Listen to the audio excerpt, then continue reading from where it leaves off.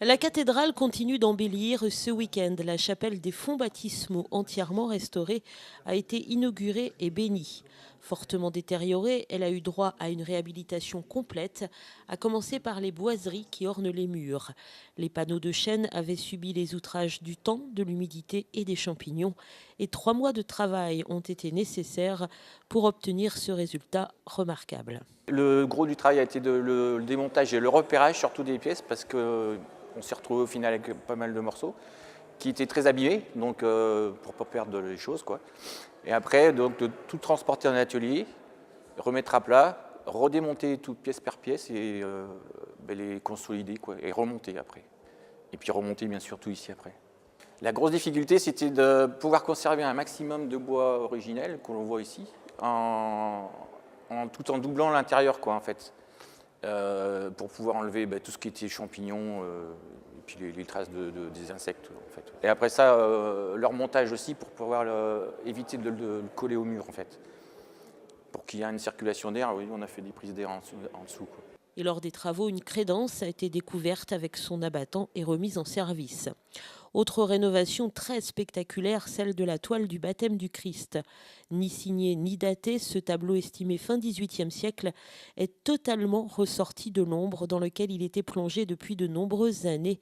Et là aussi, les opérations de sauvetage ont été nombreuses. Nous avons procédé dans un premier temps au refixage de la couche de peinture qui avait tendance à tomber, à s'écailler, et à rétablir la planéité de la peinture, pour qu'on ne voit plus ce réseau de craquelures qui était vraiment très esthétiquement gênant, ainsi que les marques du châssis. Et ensuite, nous avons donc procédé au renfort de la toile qui était déchirée par le collage à l'arrière d'une toile, une toile de lin qui est collée à la cire d'abeille, de façon à ce que dans le milieu disons, un peu humide et puis avec des variations climatiques, que ça puisse bien résister, si vous voulez, à la température du lieu.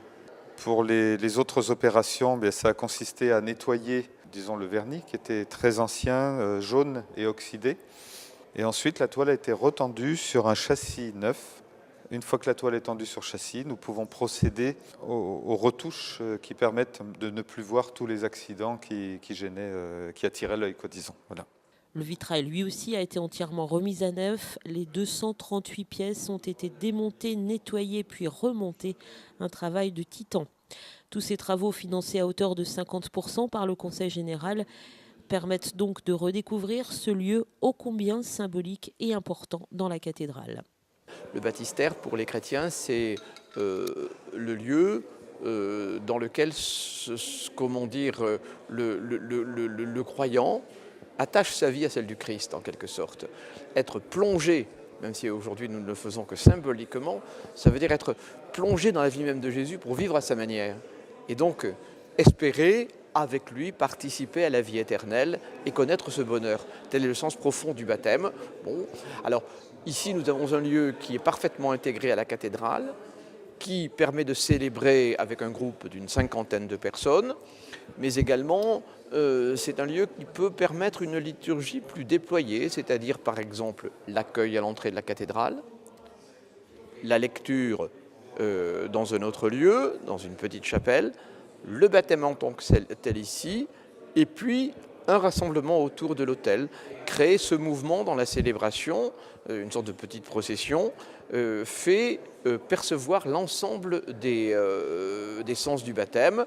Premièrement, l'accueil. Bon, deuxièmement, l'écoute du Christ. Troisièmement, être plongé avec lui pour être comme lui. Vous participez à sa mort et sa résurrection. Et enfin, autour de l'autel, être membre de la communauté chrétienne et rassemblé. L'association Les Amis de la Cathédrale, qui se bat au quotidien pour l'entretien et la restauration de ce lieu, ont désormais d'autres projets, notamment la réfection complète de l'électricité du monument.